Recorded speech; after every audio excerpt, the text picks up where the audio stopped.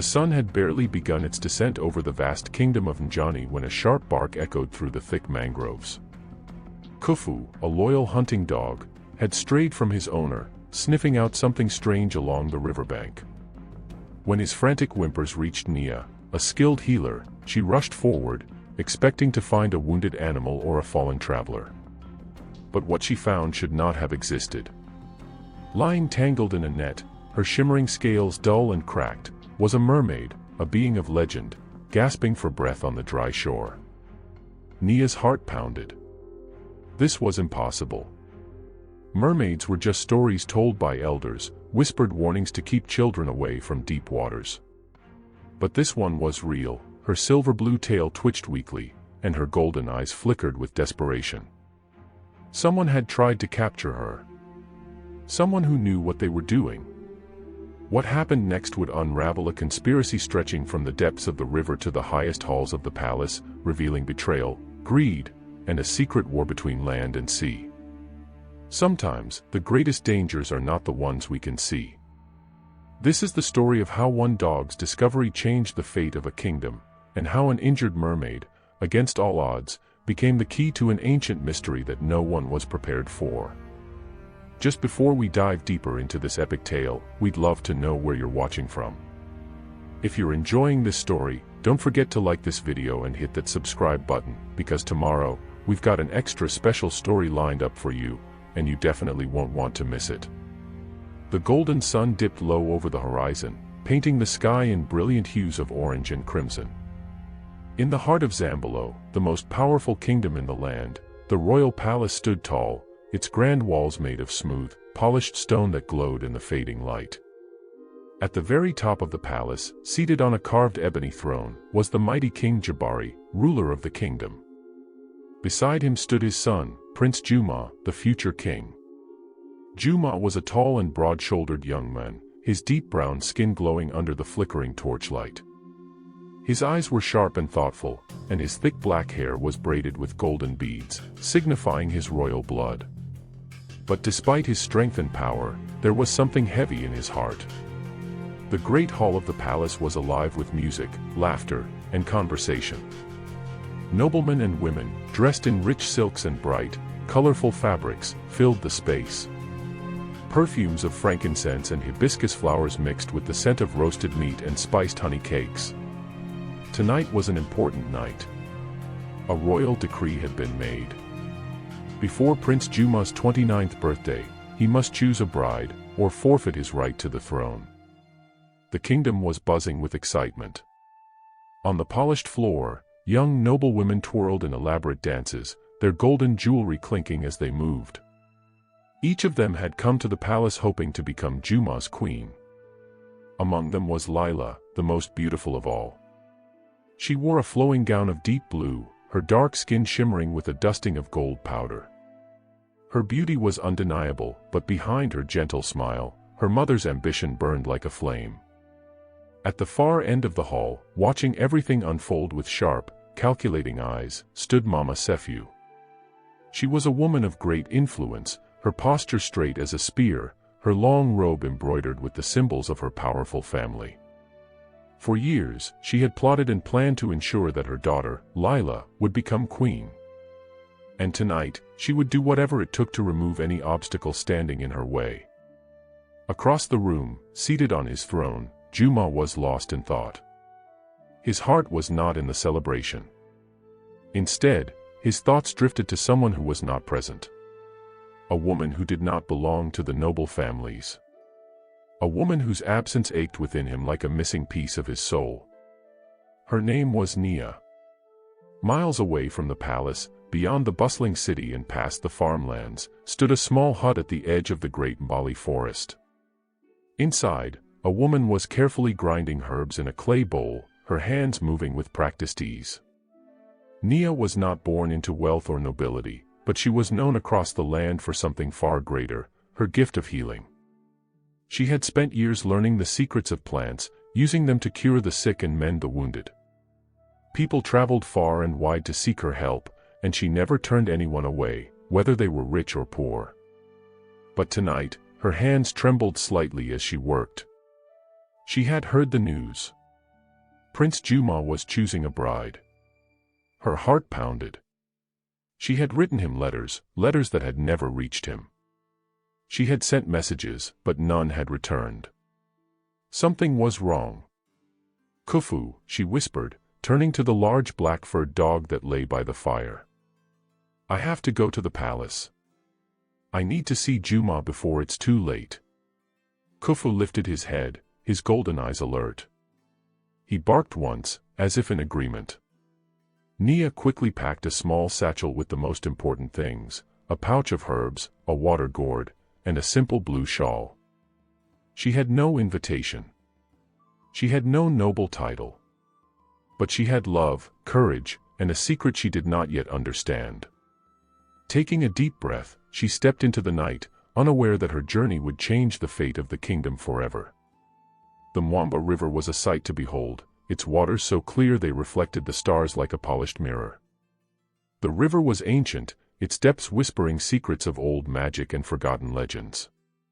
Nia and Khufu moved swiftly along its banks, the soft chirping of crickets filling the air. But then, Khufu suddenly stopped, his ears standing straight up. Nini. Nia whispered in Swahili. What is it? The dog sniffed the air, then let out a low, warning growl. Nia followed his gaze, and her heart nearly stopped. Lying on the shore, tangled in a net of seaweed, was something she had only heard about in legends. A mermaid. Her long, shimmering tail was covered in wounds, her golden brown hair spilling over her shoulders like waves of sunlight. She was breathing, but barely. Nia rushed forward and knelt beside her. By the spirits, she whispered. You're hurt. The mermaid's eyes fluttered open, revealing irises the color of the ocean itself. Who are you? She gasped weakly. My name is Nia, she said softly. I'm a healer. I can help you. The mermaid's lips trembled. They tried to take me. Who did this? Nia asked urgently, pressing her hands to the mermaid's wounds. Hunters, the mermaid rasped. Men who seek to sell my kind for gold. A spark of anger flared in Nia's chest. She had heard rumors of such things, but to see it with her own eyes made her blood boil. Don't worry, she said firmly. I won't let them take you. She reached into her satchel, pulling out a mixture of crushed herbs. Carefully, she pressed them against the mermaid's wounds, whispering a healing chant her grandmother had once taught her. The mermaid let out a shaky breath, her eyes filling with relief. You saved me, she whispered. I only did what was right, Nia replied. The mermaid looked at her for a long moment. Then, with trembling hands, she reached into a small pouch around her neck and pulled out something glowing faintly in the moonlight. A golden pendant, shaped like a single drop of water. This, the mermaid said, is my gift to you. Nia's fingers closed around it, feeling a strange warmth. What does it do? She asked. The mermaid's eyes darkened. It reveals the truth. The pendant glowed softly in Nia's palm, its golden surface warm to the touch, as if alive. She studied its delicate shape, a drop of water, perfectly smooth except for tiny swirling patterns carved into the gold. It felt heavy with meaning, though she did not yet understand why. The mermaid, still weak, leaned against a smooth river rock, her deep blue-green tail resting in the water. Though her wounds were healing, her golden brown eyes remained clouded with pain and worry. This pendant. Nia whispered, looking up at the mermaid. What do you mean it reveals the truth? Zelina, daughter of the mermaid queen, let out a tired sigh. It is a gift from the ocean spirits, she said. When someone lies in its presence, the pendant will glow. When deception surrounds you, it will grow warm. And if a great betrayal is revealed. She hesitated. Nia's brows furrowed. What happens then? Zelina's voice grew soft. The pendant will break, and expose all secrets hidden in the shadows. Nia stared at the pendant in awe. She could feel something powerful within it, something ancient. But why give it to me? She asked. Zelina gave her a small, knowing smile. Because you will need it soon. Nia opened her mouth to ask what she meant, but at that moment, a rustling in the bushes made Kufa snap to attention. His ears stood straight, and he let out a deep, warning growl. Nia whipped around. Who's there? For a moment, there was only silence. Then, a twig snapped. Nia's heart pounded. Then, from the shadows, two figures emerged, their faces partially hidden by dark hoods. Hunters.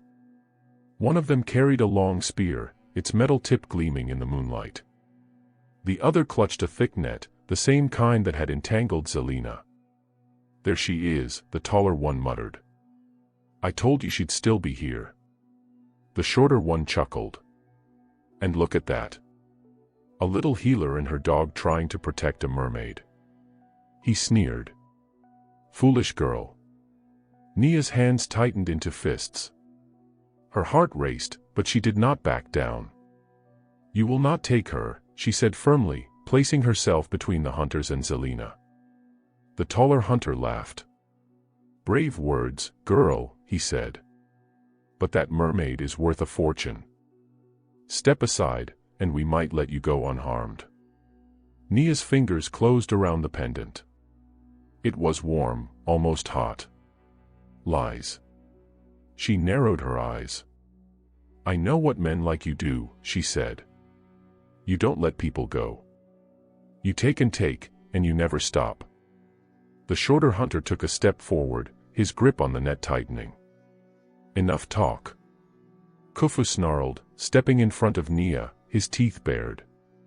His golden eyes blazed in the darkness. For a moment, no one moved. Then, Zelina lifted her arm and whispered something in an ancient language. The river rippled. A deep, thrumming sound echoed through the water, as if the river itself was waking up. The hunters hesitated. What is she doing? The shorter one hissed. The answer came a moment later, when a towering wave rose from the river, curling like a giant hand. The hunter's eyes widened in horror. Run, the taller one shouted. But it was too late. The wave crashed down upon them, sweeping them off their feet. They tumbled into the river, their weapons ripped from their hands, their shouts drowning beneath the roaring water. And then, just as suddenly, the river was calm again. Nia let out a shaky breath. Spirits. She whispered. Zelina gave her a weak smile. The river protects its own. The hunters were gone, carried far downstream. The danger had passed. But as Nia looked down at the glowing pendant, she felt a chill run through her. The real battle was yet to come. And it waited for her at the palace. By the time Nia reached the gates of the palace, the celebration was in full swing. Torches lined the grand courtyard, illuminating the scene of dancers, drummers, and noble guests dressed in their finest silks. The air was thick with the scent of spiced meat, honeyed dates, and hibiscus wine. But Nia had no time to admire the festivities. She moved quickly through the crowd, her heart pounding in her chest. She had to find Juma. But before she could take another step, a voice as smooth as silk and sharp as a dagger stopped her. Well, well, came the voice. What do we have here? Nia turned, and her stomach clenched. Standing before her was Mama Sefu. Her rich purple robes shimmered under the firelight, and her golden earrings gleamed like tiny suns. Her face, though outwardly smiling, was cold and calculating. Did you get lost, little healer? Mama Sefu asked, her voice dripping with mock concern. Nia lifted her chin. I'm here to see Prince Juma. Mama Sefu's smile widened. Oh, my dear, she said. Did no one tell you? Nia's breath caught in her throat. Mama Sefu tilted her head, feigning sadness.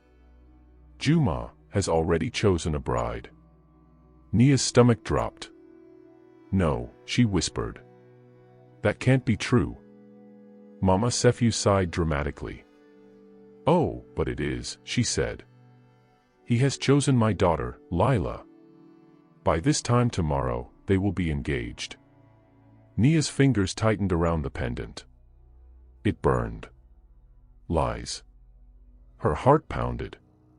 She had to find Juma. She had to stop this. And she had to reveal the truth before it was too late.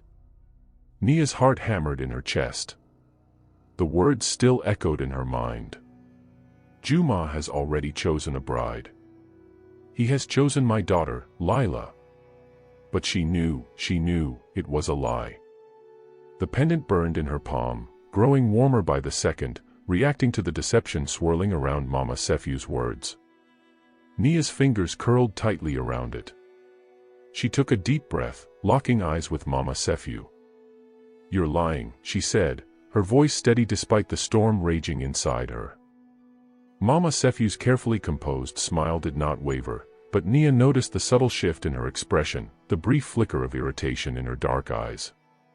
Oh, dear girl, Mama Sefu said smoothly, stepping closer, her golden earrings swaying with the movement. I know it's difficult to accept, but you are no match for my daughter. Lila was raised to be a queen. You. She gave Nia a slow, pitying look. You are nothing more than a common healer from the outskirts. Nia's hands clenched into fists. Khufu let out a low growl at her side, sensing the tension in the air. You can say what you want, Nia said, standing firm, but I will hear the truth from Juma himself. Mama Sefu's smile disappeared. Her eyes darkened, her voice lowering to a dangerous whisper. You are foolish to come here, she murmured. I have spent years ensuring my daughter's place on the throne. I will not allow a simple healer to ruin everything. Before Nia could respond, Mama Sefu snapped her fingers. From the shadows, two palace guards stepped forward, their dark tunics embroidered with the king's sigil. Escort this girl out of the palace, Mama Sefu commanded coolly. The guards hesitated.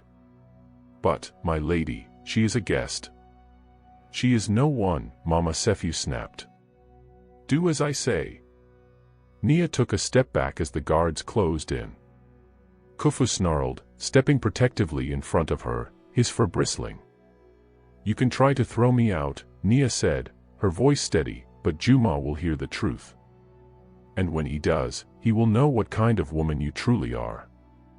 Mama Sefu's jaw tightened, but she did not respond. Instead, she simply turned on her heel and walked away, disappearing into the grand halls of the palace. The guards grabbed Nia's arms. Come with us, one of them said, his voice regretful. But Nia would not leave. She had come too far. She had faced hunters, magic, and lies. She would not back down now. Taking a deep breath, she did the only thing she could think of.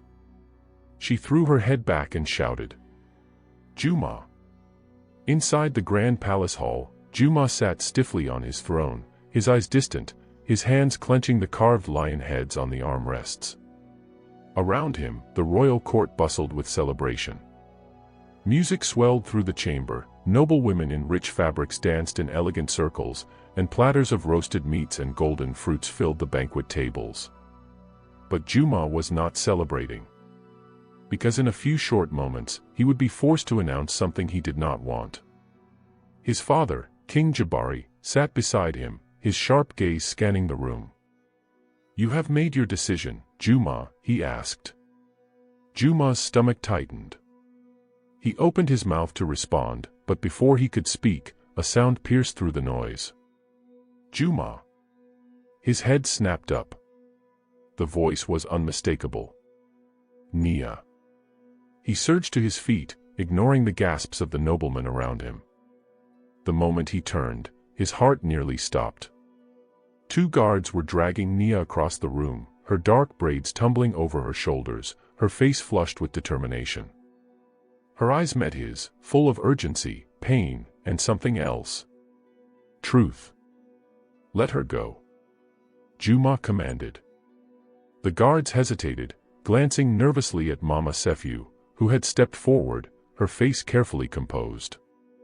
My prince, she said sweetly, This girl was causing a disturbance.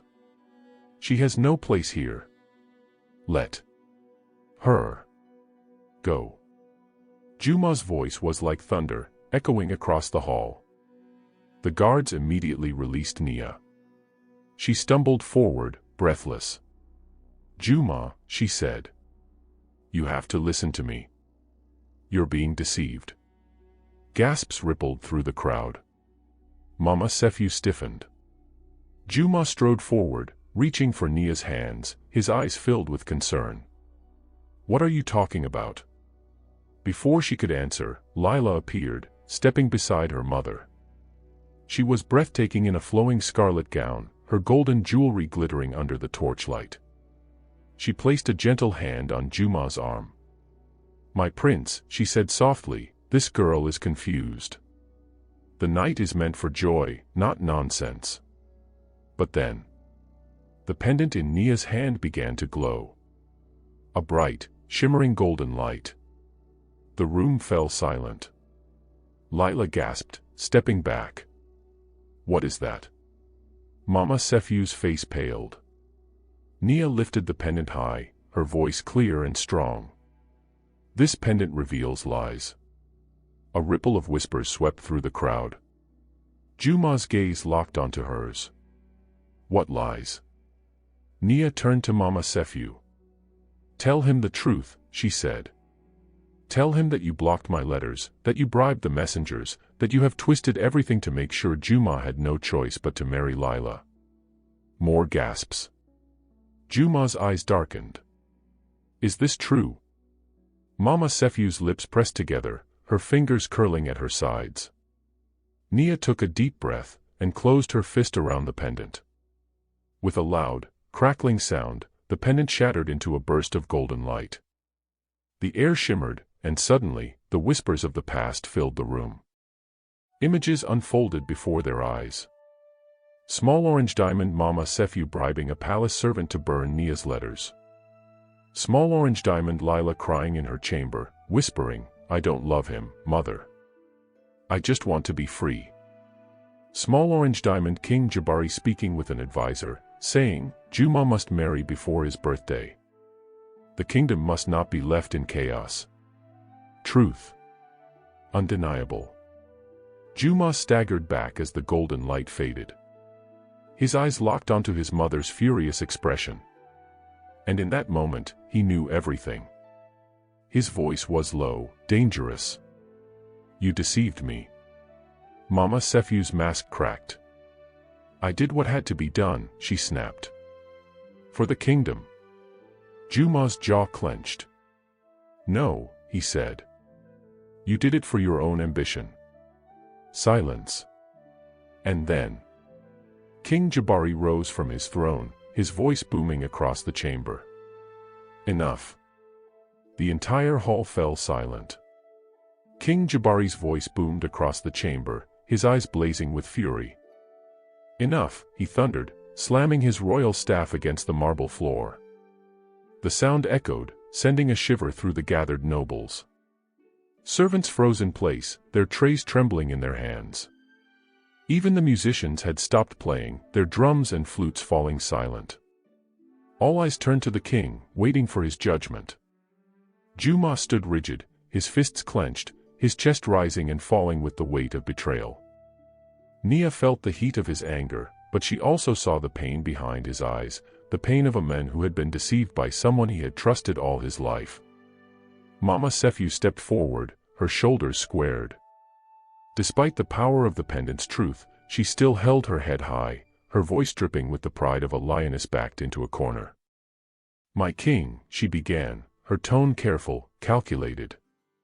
I did what I thought was best for the kingdom. Juma needed a bride, and I ensured he had one worthy of him. Worthy. Juma's voice was sharp as a blade. He turned on her, his dark eyes burning. You took away my choice. You manipulated, you lied. Mama Sefu's lips pressed into a thin line. What choice? She snapped. You were wasting time on a commoner. A healer from the outskirts. I love her. Juma roared, his voice shaking the room. The words hung in the air, heavier than any royal decree. Nia's breath hitched, her heart pounding. The murmurs among the nobles rose, shock rippling through the crowd. King Jabari's gaze snapped to Juma. His deep, lined face remained unreadable. He lifted a hand, and silence fell once more. Then, his piercing gaze turned to Mama Sefiu. "Is it true?" he asked. "Did you bribe messengers? Did you destroy letters? Did you deceive my son?" Mama Sefiu held her ground, but her fingers trembled ever so slightly as she spoke. "I acted in the best interest of this kingdom, my king.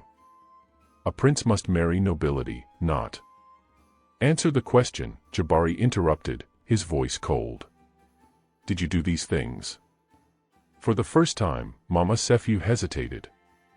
Then, her jaw tightened. "Yes." Gasps rang through the chamber.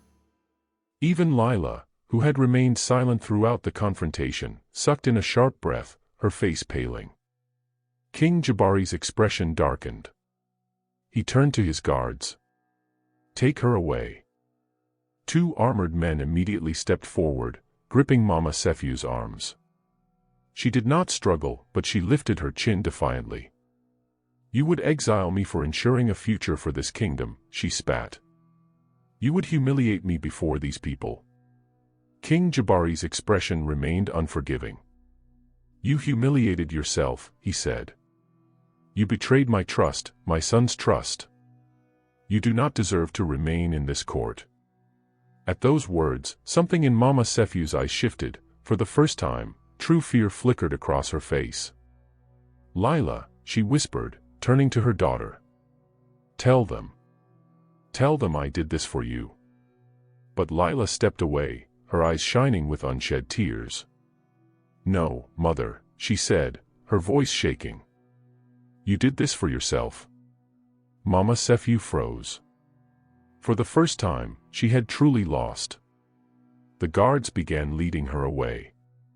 As she passed Nia, her eyes flashed with resentment. "You think you have won, girl," she hissed. "The throne will never accept you."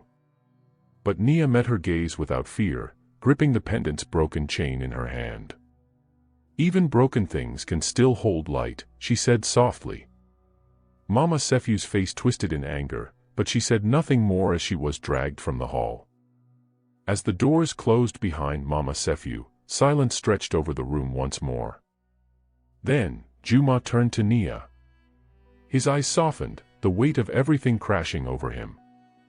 "Nia," he said, his voice raw, filled with unspoken emotions. But before he could finish, Nia fell to her knees, exhaustion hitting her all at once. Juma rushed forward, catching her in his arms before she could hit the marble floor. "Nia." His voice was laced with concern. "I'm fine," she whispered, her voice weak. "The pendant, it took everything I had to break it." She felt Juma's arms tighten around her, holding her close. "You should rest," he murmured. "You've done enough." But Nia shook her head, forcing herself to sit up. "No," she said, meeting his gaze. "There is still more to do." King Jabari stepped forward, looking down at her with an unreadable expression. "You have exposed the truth," he said. "You have risked much for my son. Tell me, what would you ask for in return?" Nia hesitated. She had not done this for a reward. She had done it for Juma. For love. But then, she remembered the village's suffering under sickness, the people who needed a healer's touch. And so, she lifted her chin. "Your Majesty," she said, "all I ask is to continue my work as a healer. To be allowed to help those who need it most, without restrictions." King Jabari studied her for a long moment. Then, he smiled.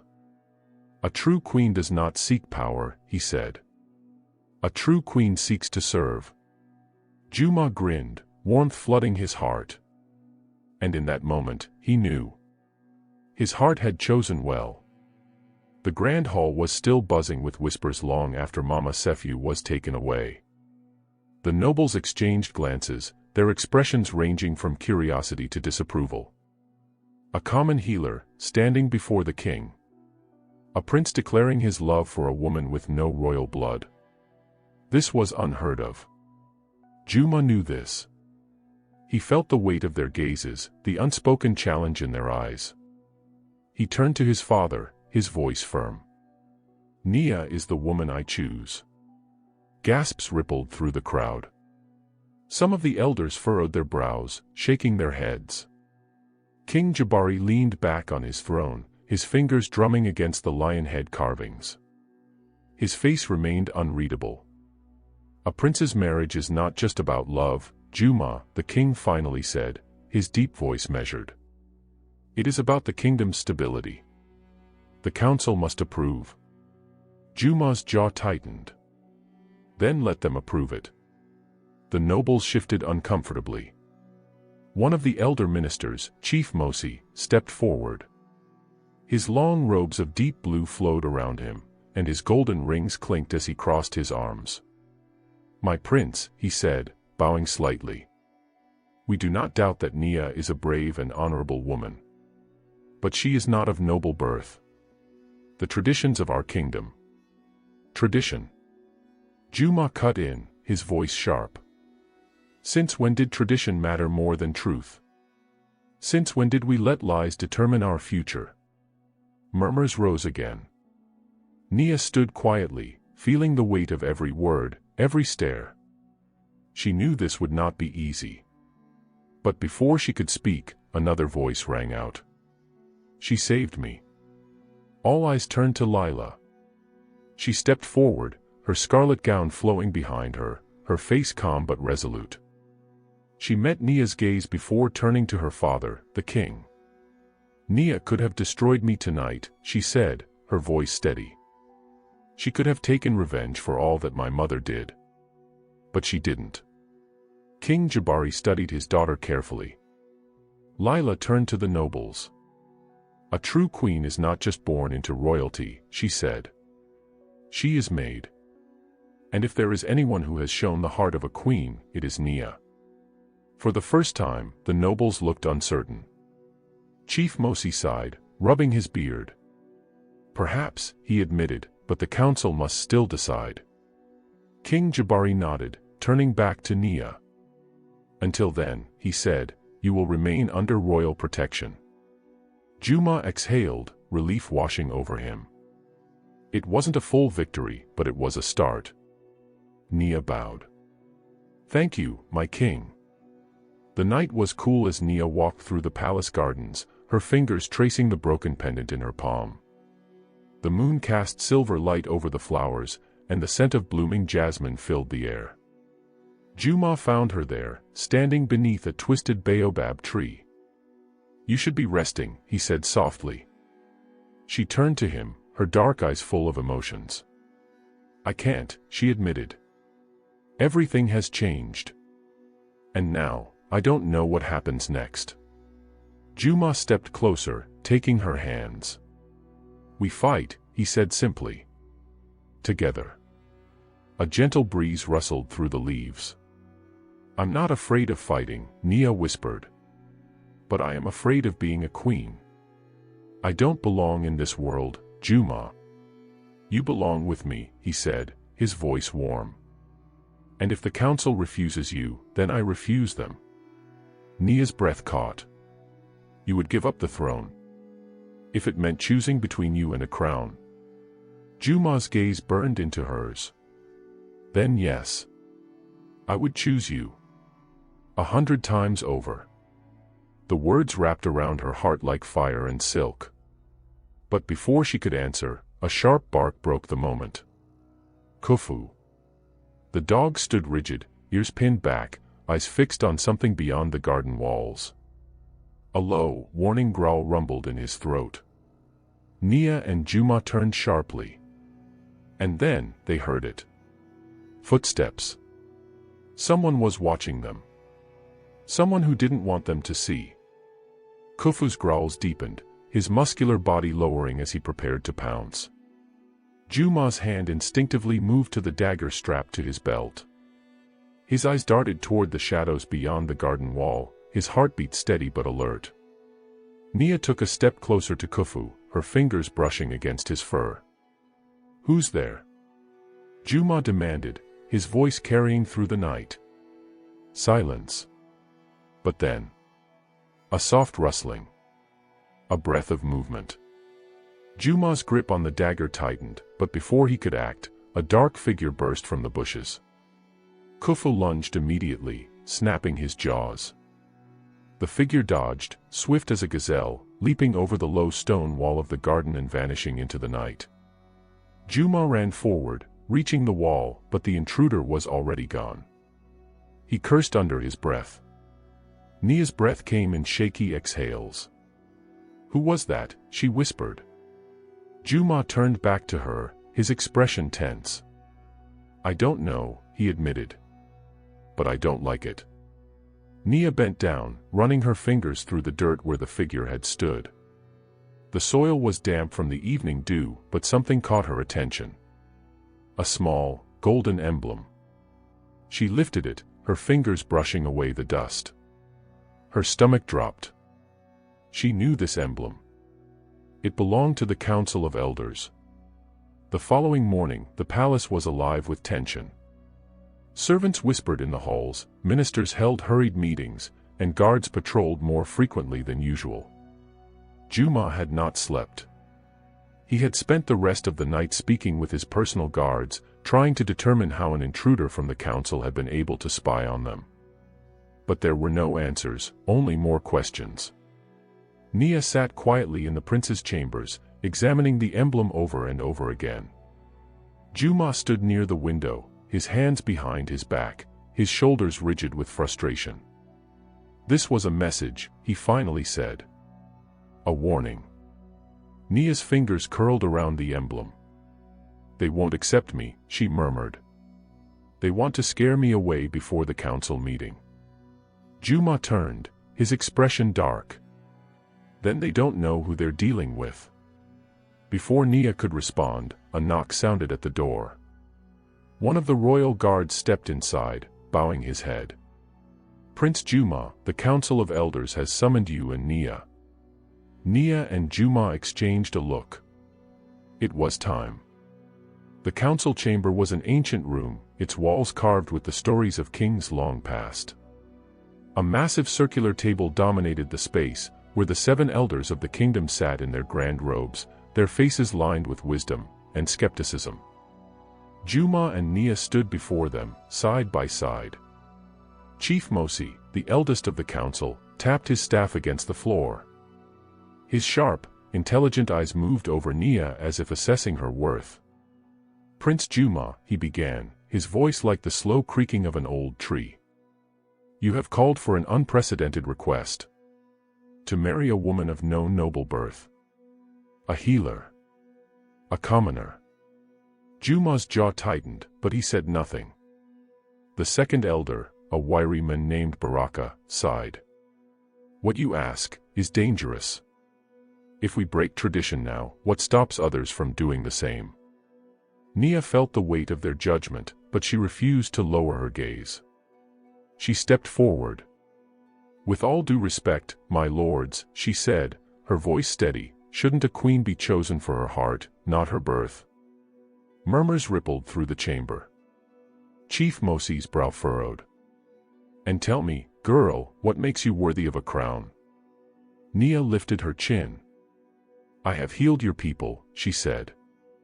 "When the sickness spread through the villages, I was there, mixing medicine, tending to the weak. When the drought came, I was there, helping the farmers find new ways to grow crops. Even when Lady Sephu sought to destroy me, I never turned away from doing what was right." Silence. Juma looked at her with pride shining in his eyes.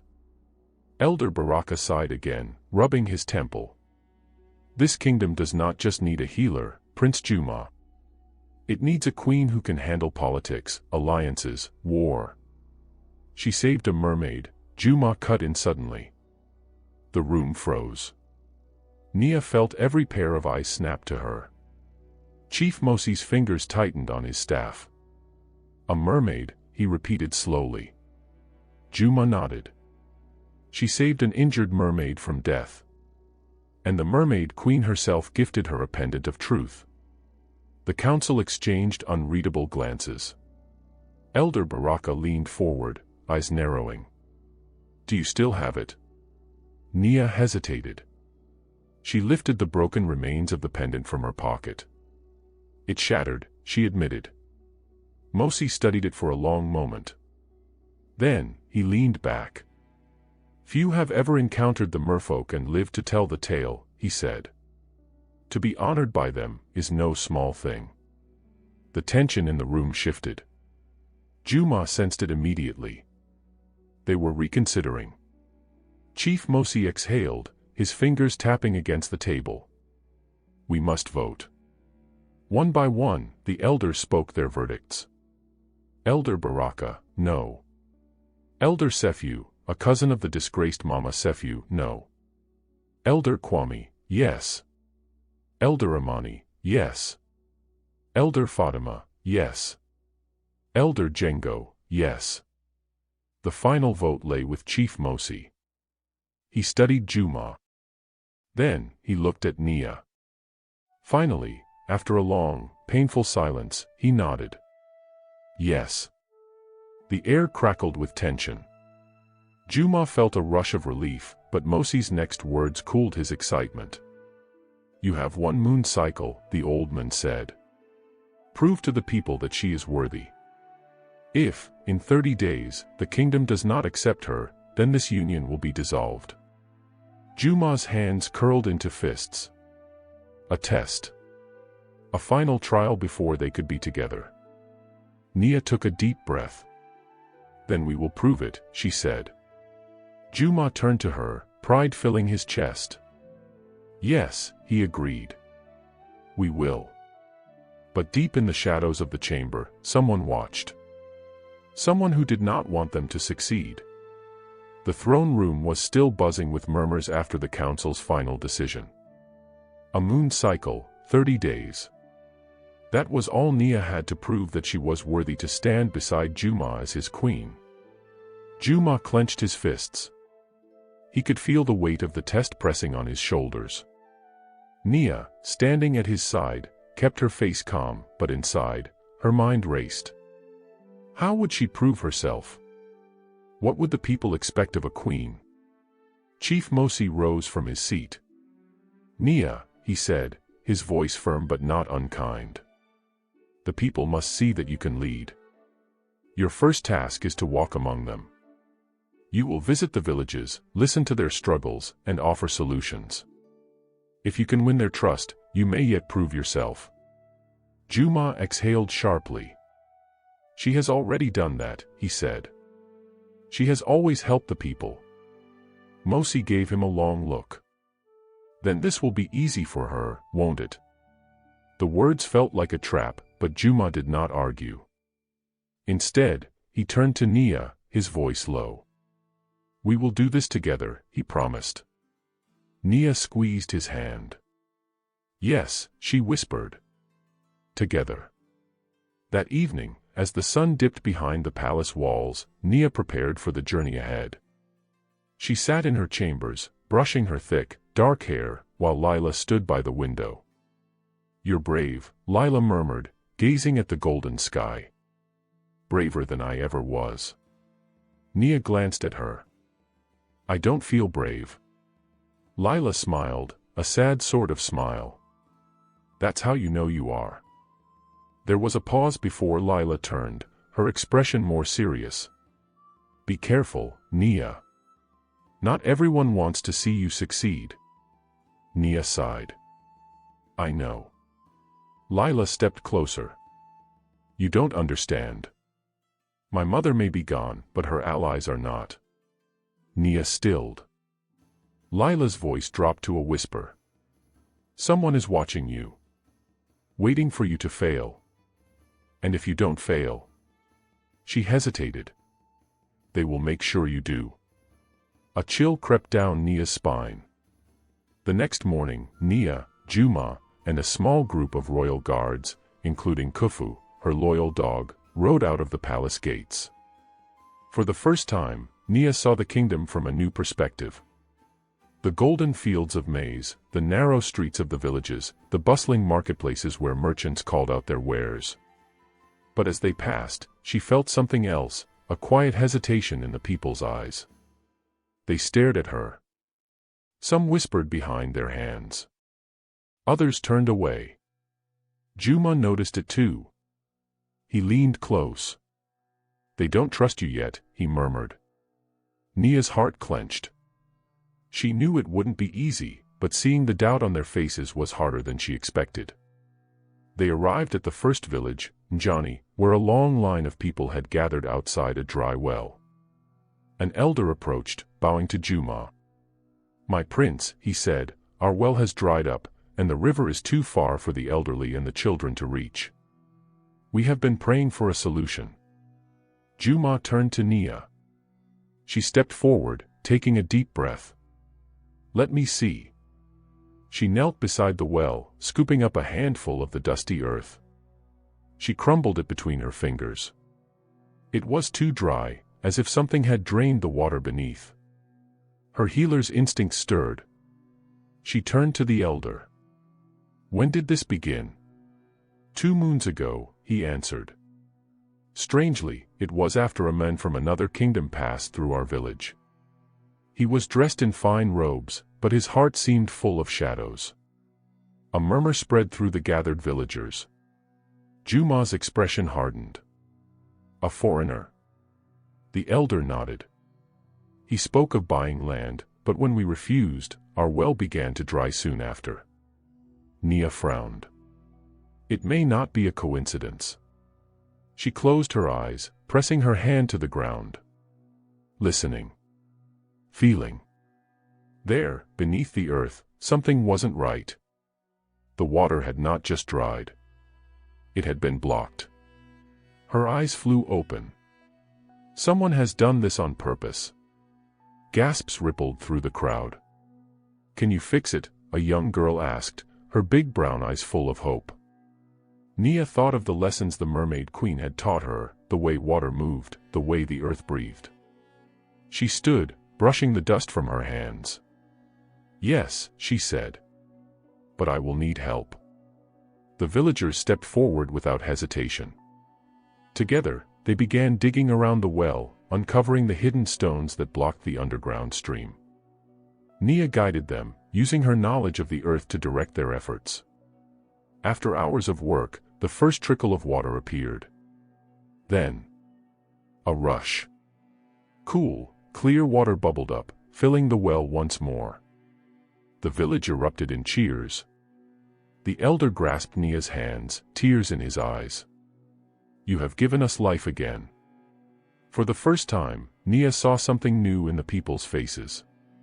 Not doubt. Hope. As they rode into the next town, Khufu suddenly stiffened. His ears pinned back, his fur standing on end. Nia frowned, placing a hand on his back. "What is it, boy?" Khufu let out a low growl. Juma's eyes narrowed. "Something is wrong."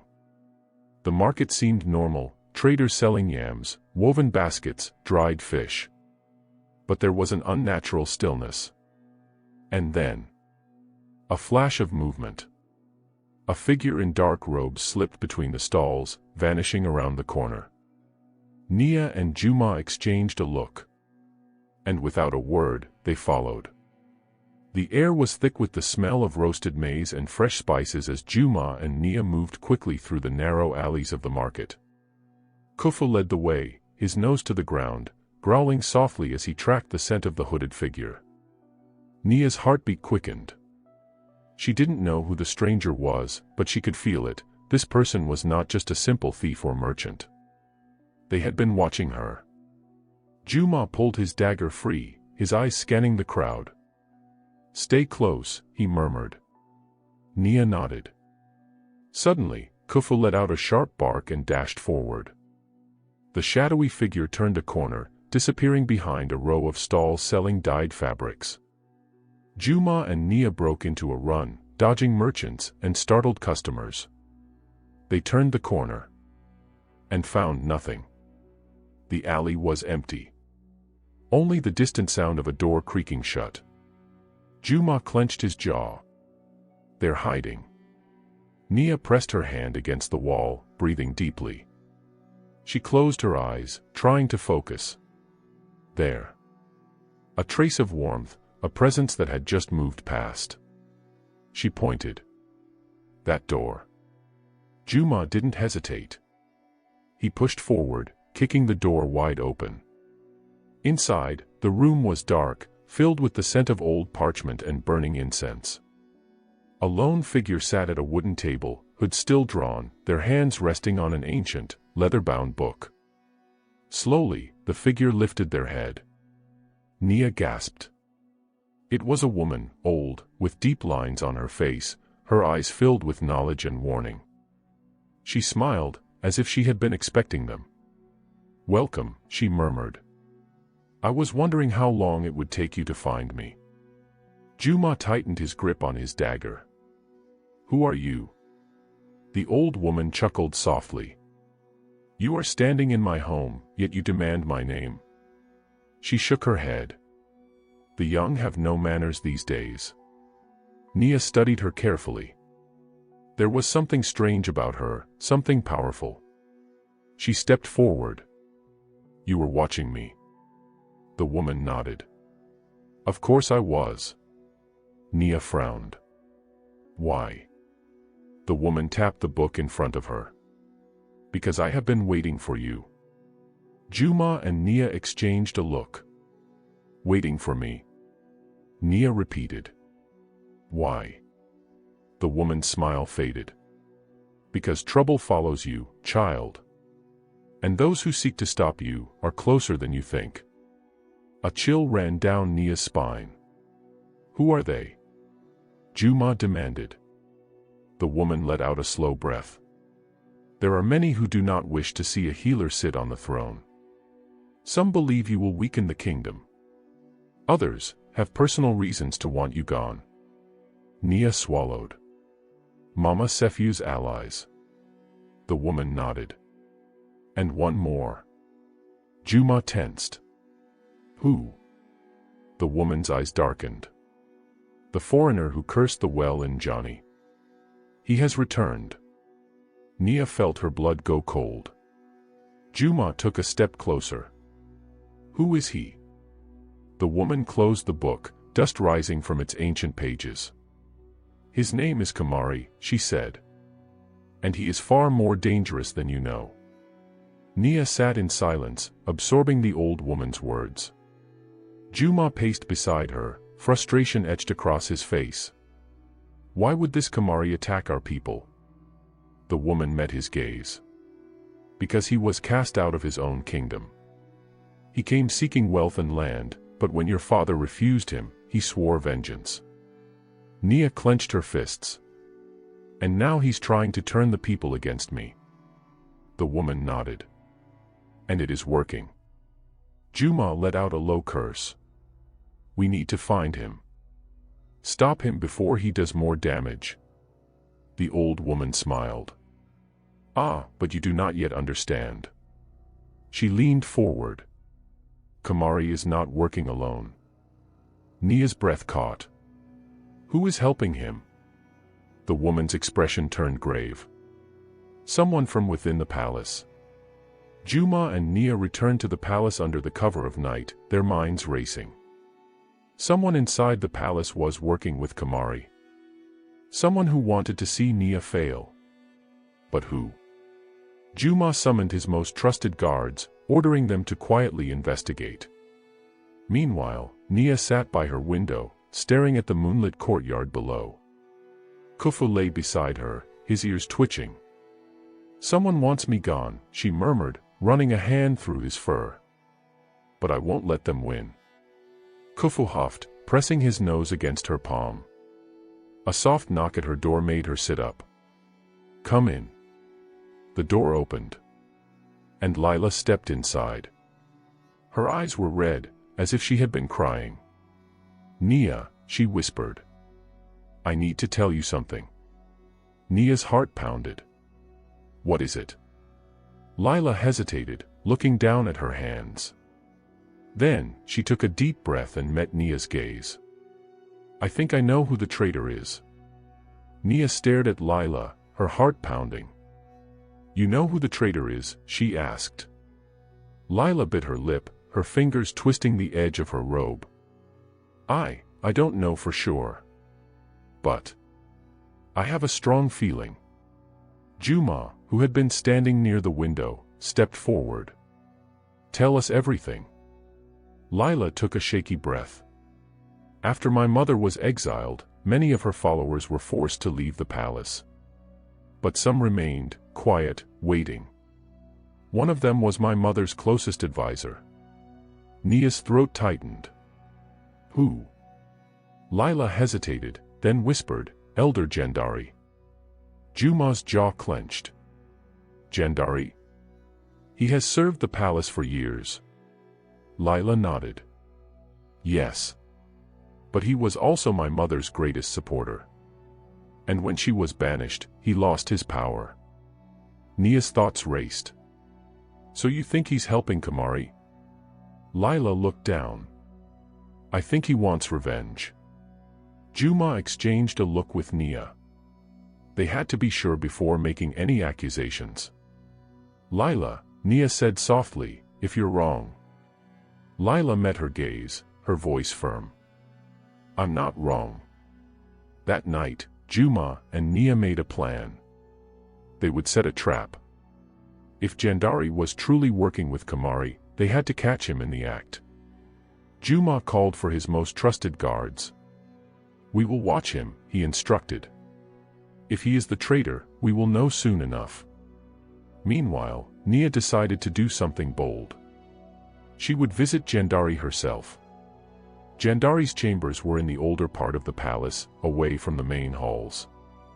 Nia took a deep breath, then knocked on his door. A few seconds later, the old man opened it. His gray eyes widened when he saw her. Lady Nia, he said, voice smooth.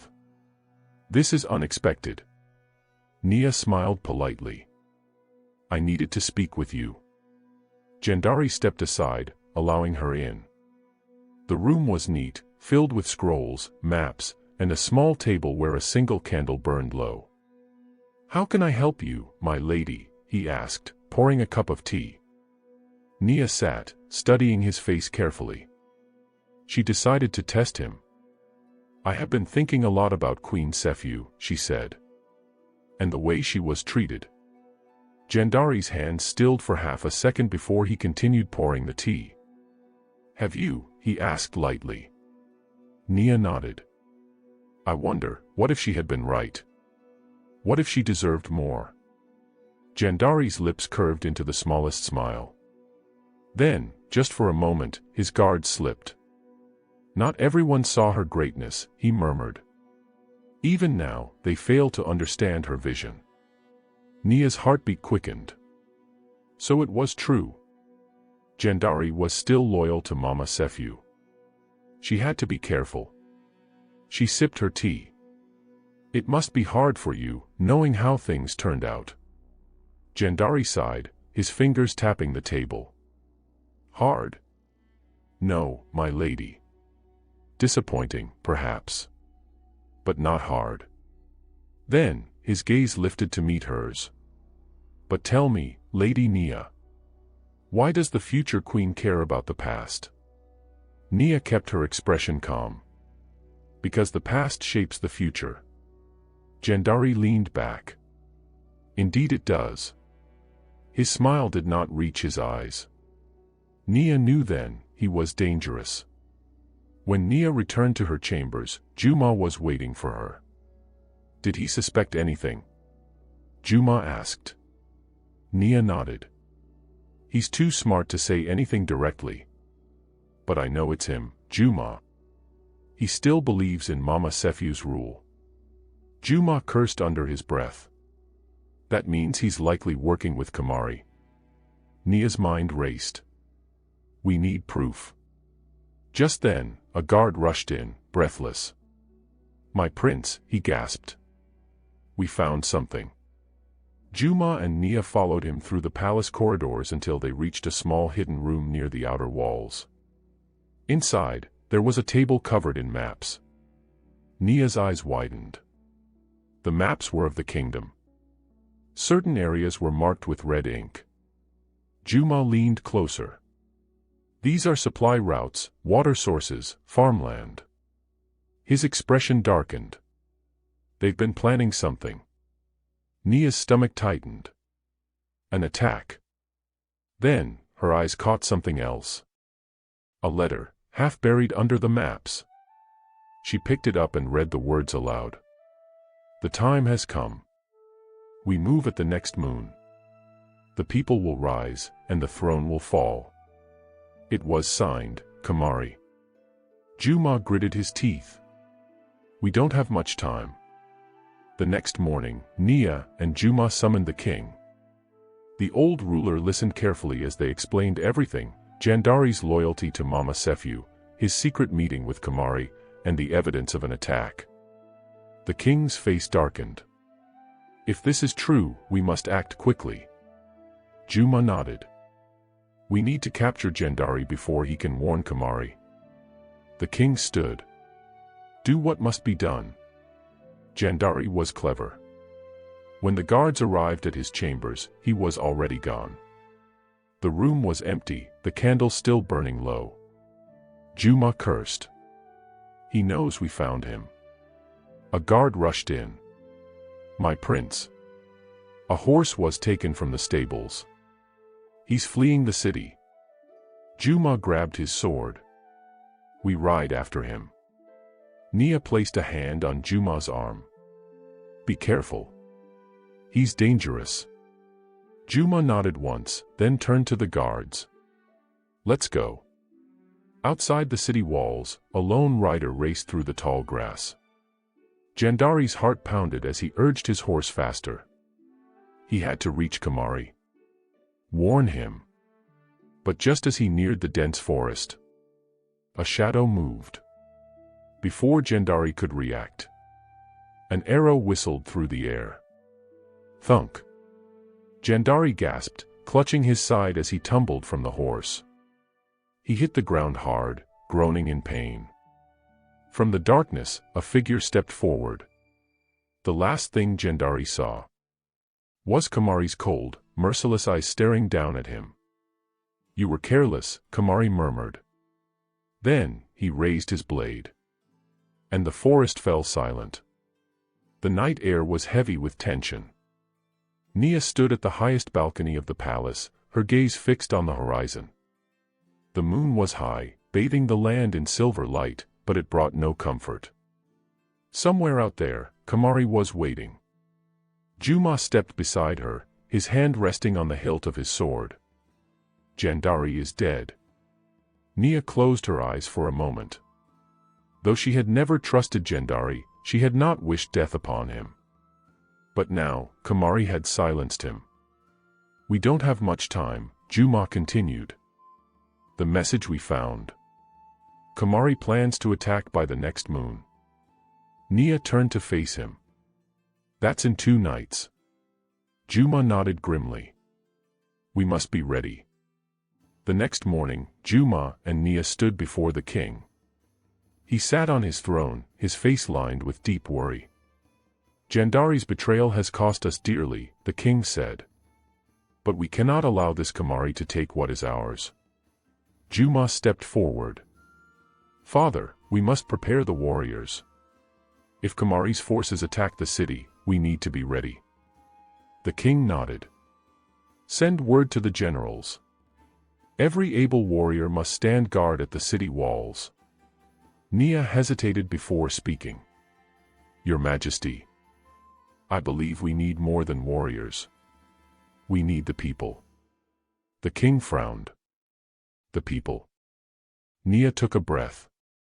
"Kamari does not only plan to attack with soldiers. He has been poisoning the minds of the people. If they turn against us, we will be fighting our own kingdom." The king sighed, rubbing his temples. "So what do you suggest?" Nia lifted her chin. Let me go to them. Juma turned sharply.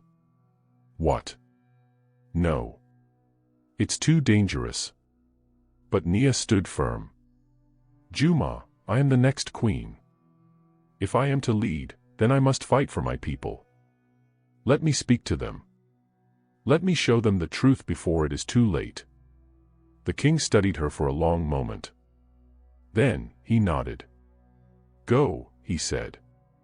May the gods be with you. Nia walked through the bustling marketplace, her heart pounding. People whispered as she passed. Some bowed respectfully. Others turned away. She climbed onto a raised stone platform and raised her hands. People of Njani, she called. The crowd fell silent.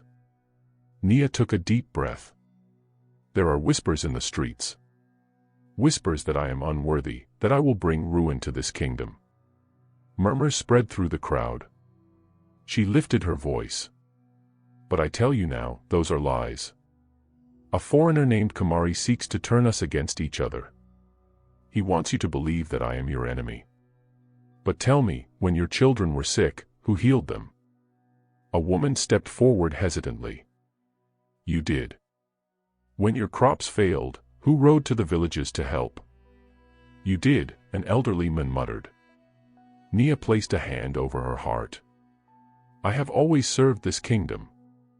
And I swear to you, I will not stop now. But I cannot fight alone. I need you, my people, to stand with me. The crowd shifted. Then, a young boy stepped forward. I believe you, he said. A woman followed. And I. More voices rose. We stand with the princess. Nia's eyes stung with tears of relief. Maybe, just maybe, they still had a chance. As the city prepared for battle, a lone figure watched from the shadows. Kamari stood on a hill, his eyes cold. The girl is strong, he murmured. A soldier beside him bowed. Shall we attack at dawn? Kamari's lips curved into a smile. No, he said.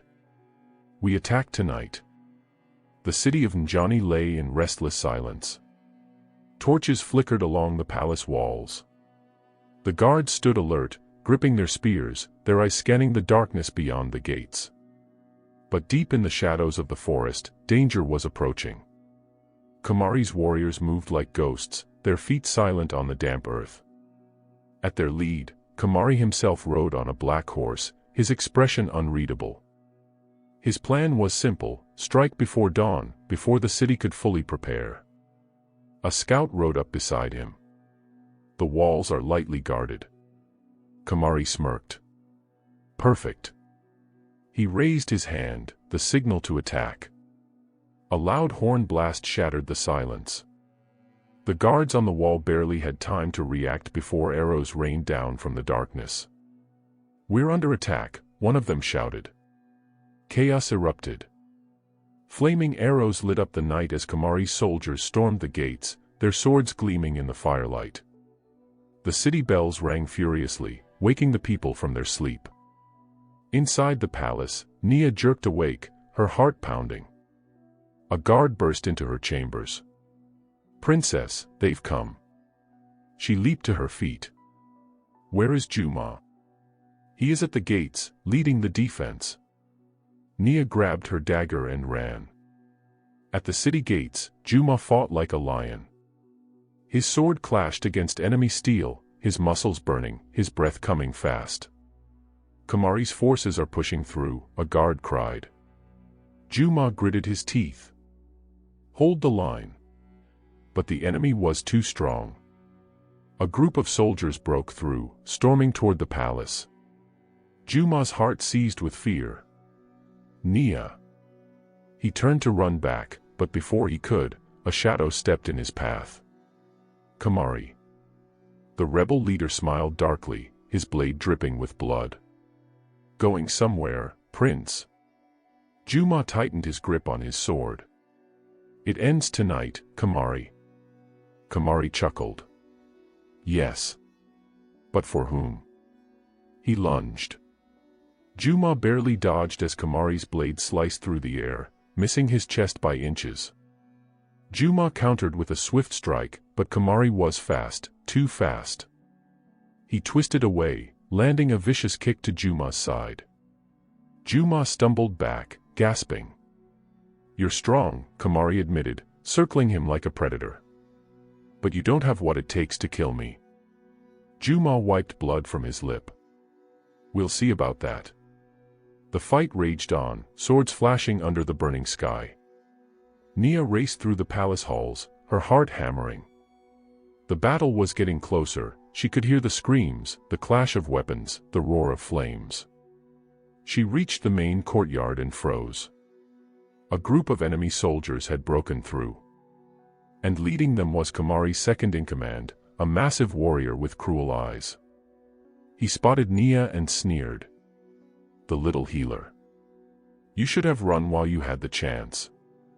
Nia lifted her chin. "I do not run from cowards." The warrior growled. "I'll enjoy this." He charged. Nia's hands tightened around her dagger, but before he could reach her, a blinding light burst from her pendant. The warrior stumbled back, eyes wide with shock. "What?" The pendant pulsed, and suddenly, Nia felt something inside her shift. Something ancient. Something powerful. Her mother's voice whispered in her mind, "Even broken things can still hold light." A wave of energy surged through her, and she raised her hands. A gust of wind blasted through the courtyard, knocking the soldiers off their feet. Nia gasped. She had never done anything like this before. What was happening to her? Meanwhile, at the gates, Juma and Kamari were still locked in battle. Both were bruised, bleeding, exhausted. But Kamari was smiling. "You don't even know, do you?" Kamari murmured. Juma frowned. "Know what?" Kamari chuckled. "Who I really am."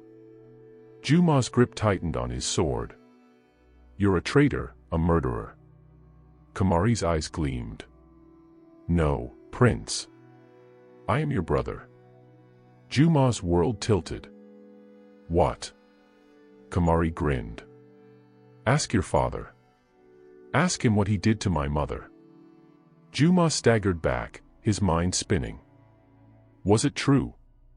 Could Kamari really be? Kamari took advantage of his hesitation. He lunged, sword flashing. And Juma barely blocked in time. With Nia's newfound power and Juma's unbreakable will, the battle continued. But the kingdom was on the brink. If Kamari's claim was true, if he really was a forgotten prince, then everything Juma knew about his family was a lie. And if Nia's powers continued to grow, what else was she capable of? As dawn approached, the war for Njani was far from over. The final battle had just begun. Juma staggered back, his breath ragged. Kamari's words echoed in his mind. "I am your brother." It couldn't be true. It shouldn't be true. But deep in his heart, Juma felt a sliver of doubt. "You're lying," he growled. Kamari smirked. "Am I?" "Then tell me, Prince, why does your father look at you with such guilt? Why does he never speak of the first woman he loved?" Juma's grip on his sword tightened. The truth was there, buried beneath years of silence. But now was not the time. Juma pushed away his doubts and charged. Their swords clashed, a storm of steel and fury. Nia stood in the palace courtyard, panting. The power from her pendant still hummed inside her. She looked at her hands. Had she really just summoned the wind? Before she could process it, the enemy recovered. The massive warrior she had knocked back rose to his feet, eyes burning with rage. "You think you're special," he spat. "You're just a little girl playing with things she doesn't understand." He charged again, but this time, Nia was ready. The pendant flared, and Nia felt something inside her shift again.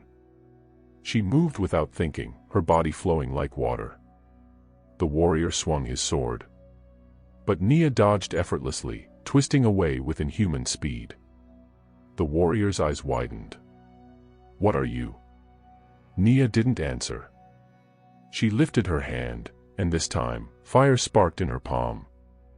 Inside the palace, the king watched the battle from his throne room. His face was grim. The truth was out. Kamari, the boy he had abandoned so long ago, had returned for vengeance. The door burst open, and Mama Sefu stepped inside. "My king," she said, breathless. "We must leave the palace." But the king barely heard her. His mind was trapped in the past. In the woman he had loved before Juma's mother. In the child he had forsaken. In the sins that had finally come to claim him. He closed his eyes. It was time to face the truth. The sky was painted with fire. The city of Njani burned as warriors clashed in the streets. Nia and Juma fought with everything they had, but Kamari's forces were relentless. And then, a loud horn blast echoed across the land. Nia's eyes widened. What was that? Juma turned toward the palace, and his heart stopped. At the city gates, a new army was approaching. But they weren't from Njani. They were Kamari's final reinforcements. Juma clenched his fists. This isn't over. The true battle for the kingdom had just begun. The earth trembled as Kamari's reinforcements approached. From the palace balcony, Juma watched in horror. Thousands of warriors, clad in black armor, marched through the city gates. Their weapons gleamed beneath the rising sun, their banners fluttering like the wings of vultures. Juma's hands tightened into fists. "We can't win against this," a soldier whispered behind him. Juma refused to believe that. "We still have a chance," he said firmly. "We hold the palace. If we fall back, regroup, and strike at their leader, we—" A horn blast cut through the air. Juma's blood ran cold. Kamari's army was charging. And the battle for Njani had begun again. Deep inside the palace, Nia stood frozen. The pendant around her neck glowed softly, pulsing like a heartbeat. Something inside her was changing. She could feel it, power curling through her veins, whispering in her mind. She had already wielded the wind. The fire. But what else was she capable of? "Nia." A voice snapped her back to reality. She turned. Mama Sefu stood at the doorway. "Come with me," the older woman ordered. "The palace is no longer safe." Nia's fists clenched. "I'm not running." Mama Sefu's eyes flashed with anger. "You think you can fight them alone? You're a healer, not a warrior." But Nia felt it now. She was more than that. And it was time to prove it. The king sat on his throne, his face pale and drawn. The sounds of battle raged outside, the clash of swords, the screams of the wounded, the roar of fire. And standing before him was Kamari. The rebel leader's face was unreadable. "You know why I'm here," Kamari said, his voice cold. The king nodded slowly. "I do." He rose to his feet. "Long ago, I made a terrible mistake.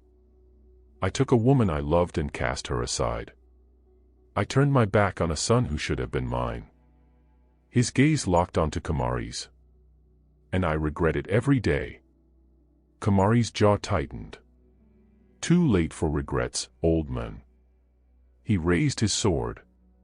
But before he could strike, a blinding light filled the room.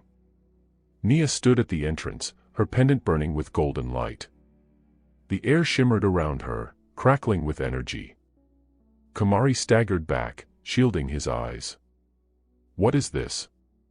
Nia's voice was calm, steady. "You wanted revenge, Kamari. But what if I can give you something better?" Kamari frowned. "What?" The pendant flared even brighter, and suddenly, visions exploded into Kamari's mind. He saw his mother's face, her tears, her sorrow. He saw the truth, How the king had been forced to let her go to protect her from the jealous nobles. He saw the pain his own revenge had caused, the innocent lives lost, the families broken. Kumari fell to his knees. And for the first time in his life, he hesitated. Outside, the battle raged on. Juma fought like a lion, his sword flashing as he defended the palace gates. But then, a horn blast echoed through the city. The enemy soldiers froze. Kumari stepped out of the palace, his face unreadable. And then, in front of everyone, he did something no one expected. He dropped his sword. A stunned silence fell over the battlefield. Juma's breath caught in his throat. Kumari. The rebel leader looked at him. And for the first time, there was no hatred in his eyes. The war was over. The fires were put out, the wounded tended to, and the dead mourned. In the throne room, Juma stood before his father. "You must tell the people the truth," Juma said quietly. The king nodded. "I will." Beside him, Nia held Juma's hand. She had saved the kingdom. But more than that, she had changed it. And soon, a new chapter in Johnny's history would begin. The celebration lasted for days. The city of Njani rejoiced as Prince Juma and Nia were finally joined in marriage. The people danced, sang songs of peace and unity. And beneath the stars, Juma and Nia promised each other forever. But as they held each other close, Nia's pendant glowed softly. And she knew. Their story wasn't over yet. Years passed. The kingdom thrived under Juma's rule. And one day, a little girl stood by the river, staring at the water. She was Nia's daughter. And she held something in her tiny hand. A small, broken pendant, still glowing with light. She smiled. Because she knew. Even broken things can still shine.